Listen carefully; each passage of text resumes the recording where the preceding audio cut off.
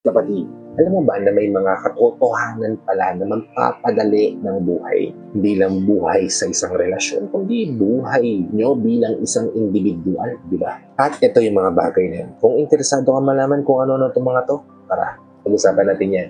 Just keep on watching.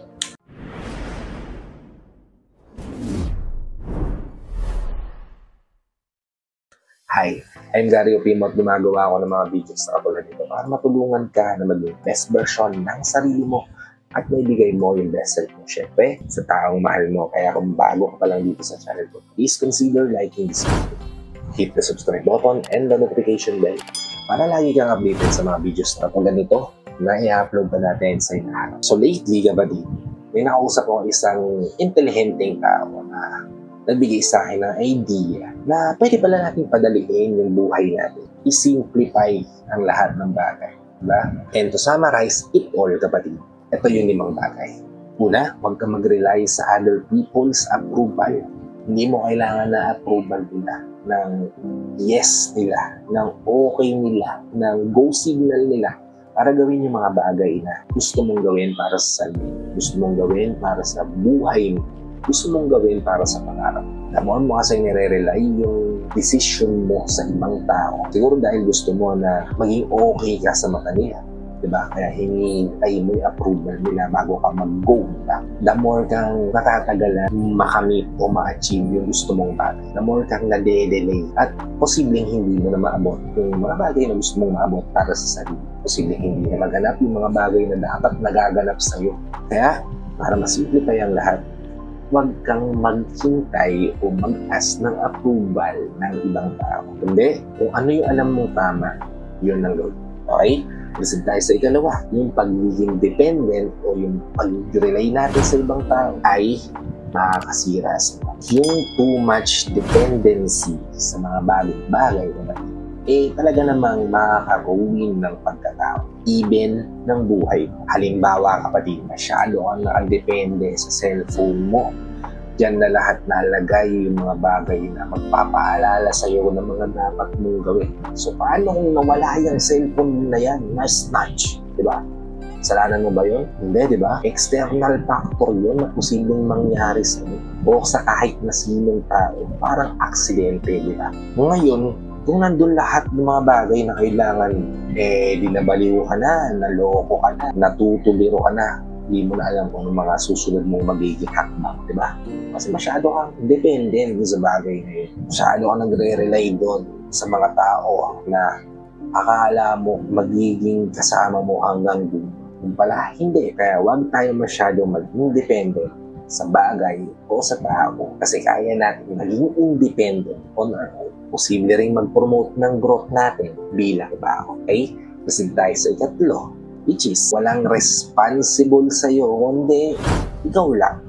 Sa lahat ng action taken mo, sa lahat ng bagay na nangyayari sa'yo, sa lahat ng problema na pumapasok sa buhay mo, naiisip mo, dumarating sa'yo, sumasampal sa'yo, yung mga challenges na yan, lahat yan, kapatid, or most of it, kapatid, gawa mo. Sabi nga nila, 90% ng problema mo, ikaw yung may gawa. Diba? Kaya, paano natin susolusyonan yung 90% na yun? By focusing on ourselves. Isipin natin kung paano natin susolusyonan lahat ng yan on our own. Hindi masyadong umaasa sa ibang tao. Kasi ikaw yung responsable sa mga nangyayari sa buhay.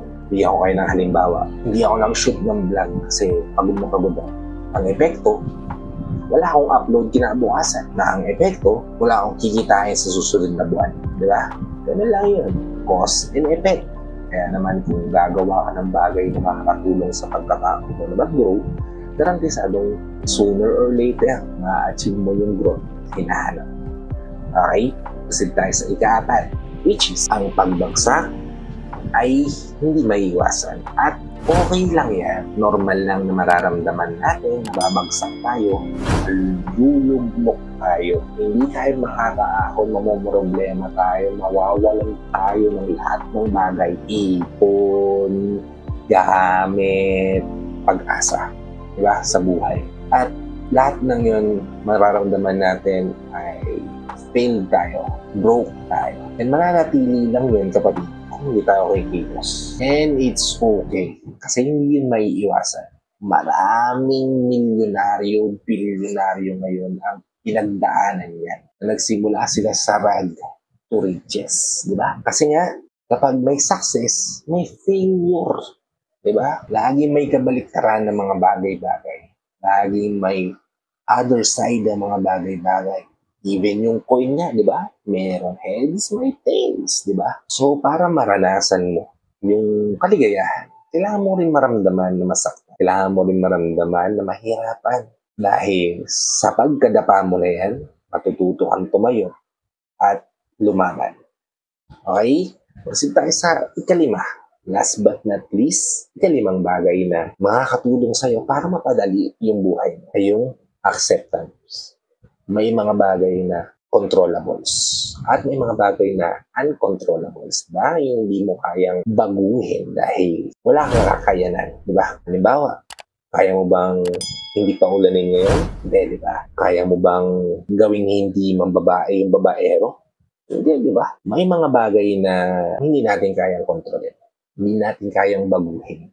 And ang kailangan lang natin gawin ay tanggapin, diba? Na lahat ng ito ay posible natin maranasan, posible natin mapagdaanan at ma-experience para mas maging better tayo sa hinaharap.